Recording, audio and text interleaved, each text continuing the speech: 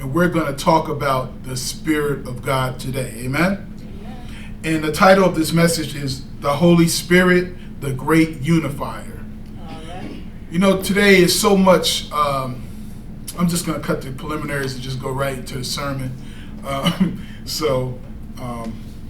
You know, there's so much division today in the world. And everything is so divisive. You turn on the news, you got Republicans against Democrats, black against white, rich against poor, mother against... It's so divisive today. And you always hear people saying, how can we work together? How can we come together as one? And the solution is right in the Bible. God, the Holy Spirit, is the great unifier. All right. That's my sermon lesson. So in this day and age, we're just going to bring that out. So many people today have gone off script, you know, and there's so many things that a person can be involved in. It's easy to say, I don't agree with everything that he says, or I don't agree with everything that she says. Well, that's true for everybody. You don't agree with everything anybody says. I don't care if it's your mother or your pastor or your sister or your brother. Two people don't agree on every single thing. So to say that is somewhat a cop-out. Amen. So when you say, I don't agree with everything that everyone says, then that's true for everybody. So we need to come together on one thing. All right. And that one thing is that God is the Lord and Savior. Yes. Amen. So once we come together on that, then other things we can work out. Mm-hmm. So the scripture that we're going to read today is in Psalms, the 133rd division, verses 1 through 3. I'm going to have my lovely wife, First Lady Carolyn Boswell, read that for us today. Okay. Psalms 133, 1. Behold, how good and how pleasant it is for brethren to dwell together in unity. Verse 2. It is like the precious ointment upon the head that ran down upon the beard, even Aaron's beard, that went down to the skirts of his garments. Verse 3. As the dew of Hermon, and as the dew that descended upon the mountains of Zion. For there the Lord commanded the blessing, even life forevermore. Amen. So Psalm 133 is talking about a priest, Aaron. Amen. And it says here that the oil, the precious ointment, which is represented of the anointing oil. It said it ran upon his head and ran down his beard, and even to the skirts of his garments. Yes. Okay, so this represents unity. How precious and how good and pleasant it is for brethren to dwell together in unity. Yes. So if we focus on what brings us together, we become better. Mm-hmm. So we need to focus on God. Yes. One family represents the brethren that dwell together in unity. We have one life, one God, one church, one mission, one agenda. So we need to focus on the oneness instead of being divided with certain entities. All right. There is only one human race. Amen. But it's divided into different countries, different nationalities, different peoples, different skin colors, but it's only one human family. So when we focus on that one, then we can become united because we all try to work together to strive a common good. Yes. However, when things get messed up is when we try to get more than another person. Mm-hmm. When we get greedy. The Bible says the love of money is the root of all evil. Mm-hmm. And it's money, but it's mammon. Mammon is the wealth, the power that you get from money. That you get over another person, so you get control of a person.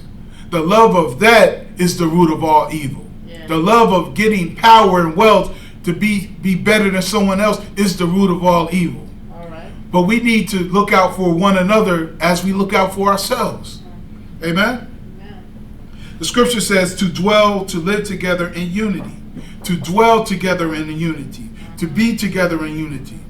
It's like the precious ointment that upon the head that ran down his beard, even Aaron's beard that went down to the skirts of his garment.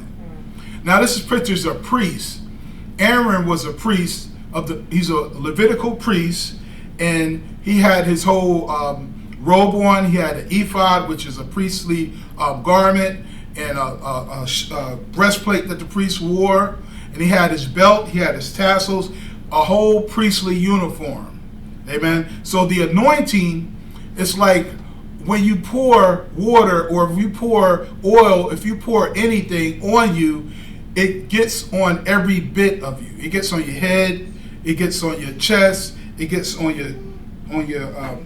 your thighs, on down to your feet.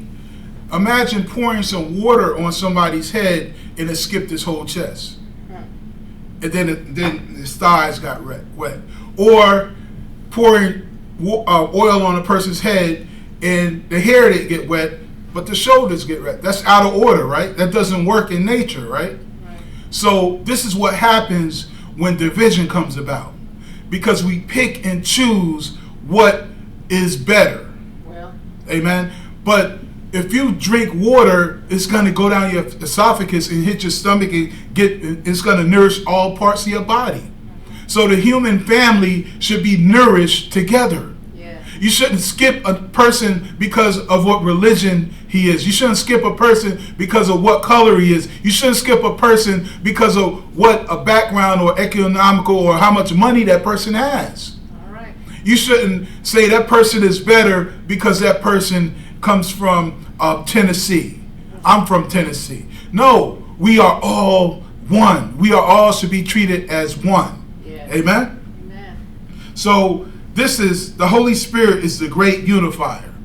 So the anointing, what God does, he's not a respecter of persons, but we respect people. Because a person has more money, we give them more honor. We give them more, they're lifted up in our eyes. So this becomes a point of disunification. So the oil represents empowerment by God. The anointing represents an empowerment by God. When you hear that term anointing, it just means when you're between a rock and a hard place and you don't know which way to turn, if you got a bill that's due tomorrow and you don't have any means of paying that bill, that's being stuck between a rock and a hard place. Well. So what God does is give you the anointing to fix that situation. Not only to relieve that situation, but to remove you from being in that type of circumstance again. That's the purpose of the anointing. And when you have the anointing, it doesn't pick and choose, because anybody can help you. It doesn't pick and choose. You look at a person and say, "Oh, that person, I don't think that." No, you don't know it. It says that the strength is ordained out of the mouth of babes. Because what a babe does, what a young person does, what a child does is tell you the truth. If your breath stinks, a child would tell you. An adult wouldn't do that, right? So many times Jesus said you have to be like a little child. Yes. Amen. Because of this reason, because you don't pick and choose. You don't say, okay, that's my friend over there, but the parent says you can't play with him because he's not our race. But a child don't understand that. A child is taught that. And this is what God does. He brings us to think as children of God to take away all those divisions. But as long as we're trying to pick this one and pick that one, then we will never be unified. All right. Amen. So how could you be a Democrat and a pro-choice at the same time? You can't do it. It's hard. You could, but this is how they get you. There's so many divisions within the divisions within the divisions. And before you know it, you can't agree with anything that no one else says. if you could pick anybody in the world on a platform today, it's going to be something that you don't agree with that person about. So when the things that divide us are given preeminence in your stance in life, it stifles the power of God to bring you out victorious. It stifles when you give these things preeminence. When you say, my fraternal organization is better than yours, my frat is better than yours, my sorority is better than yours, my family is better than yours. This causes a rift. I got a story to tell. It's John. We're gonna go to John, the verse, chapter John, chapter 1, in verse 6. And I want you to get that and read that, because this is an important scripture that we're gonna go down for the rest of this sermon. We're gonna talk about this man John. Could you read that for me?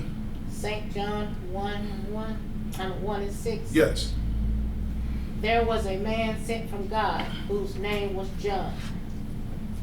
There was a man sent from God whose name was John. Amen. Now, if you're a man, just take John's name out and put your name in there. If you're a woman, take out man and put woman, and then put your name in the name. So let's say, there was a man sent from God, and his name was Eric. His name was Benjamin. His name was Tyler. Or you can say, there was a woman sent from God, and her name was Mary, or her name was Josephine, or her name was Elizabeth. So you can say, this is you. This is you. Now let's go into what John is, who John is. Okay? Now, we're going to go back to verse 1. Now, John is, you have the Gospels. You have Matthew, Mark, Luke, and John. Right? John is the last Gospel. But John is not a non-synoptic Gospel because it's not written as the first three. It's a different type. John, the first chapter, in verse 6, he says, there was a man sent from God whose name was John. This is the book of John, who's writing this through the inspiration of God, but it is not John he's talking about. He's not talking about himself. He's talking about another John. Okay? So John is writing about John, but John the apostle is writing about John the Baptist. Amen? So he thought this person was so important to put this person in the first chapter of his book of the gospel. So John writes about John the Baptist in the scripture. We must discern which John is being referred to. When you read your Bible and you hear the John in there, you need to know, they're talking about John the Baptist or are they talking about John the Apostle? And we will say, not even a scholar, but a normal person, anybody should know the difference between John the Apostle and John the Baptist when you open your Bible. Now, if you don't know, you need to read the context around that. And if you still don't know, you need to study more. Amen? Study to show yourself approved, that your work is approved of God. Amen? There was a man. In the beginning was the Word, and the Word was God, and the Word was with God, and the Word was God. This is John chapter 1, verse 1. So, 1. John chapter 1, verse 1 represents unity. Unity when you see one, it's unified, it's one. You know, I used to be a tutor years ago. My neighbor came to me and said, my daughter needs help. And I helped her with her math. And she said something that stuck in my mind all these years. She was 11 years old. And she said she didn't like the number 11. And I said, why don't you like the number 11? And she looked up at me and said, because it's like a colony of ones. One should be alone. I thought that was so profound for a young kid to say that to me. So that stuck in my mind. But One is alone. One means unity. So this is the same was in the beginning with God. No matter how you cut it, divide it or separate the nations, God was one in the beginning. He was unified. Verse 3 says, all things were made by him, and without him was not anything made that was made. Yes. So you hear people talk about this God, that God, all over in France or in Europe and Russia, wherever you want to go, South America, everybody has a God, right? But what makes God God is because God is the creator. God with a big G. You know, years ago in the 18th centuries, if you owned an estate, they called you Lord. Lord Buckingham, Lord this, Lady this. That's where you get the lady from. And Lord, Lord, they call Jesus Lord. So, and even go back to the Greek days, if you had a lot of power, they called you God. And in the scripture it says, we are as gods. But that is a small g. God has given you a piece of himself. Amen. You are a spirit. God is a spirit. What separates us from the animals is because we have a part God up in us. But we are not the spirit of God. We are not the big G. The big G is the creator. Yes. Amen. So that's what distinguishes us from him. All right. We are gods. We are spiritual. We have a spirit, but we are the small G. Amen. We have the same power. We can speak and make a thing be done. We can speak things into existence. That's the power of God that resides in us.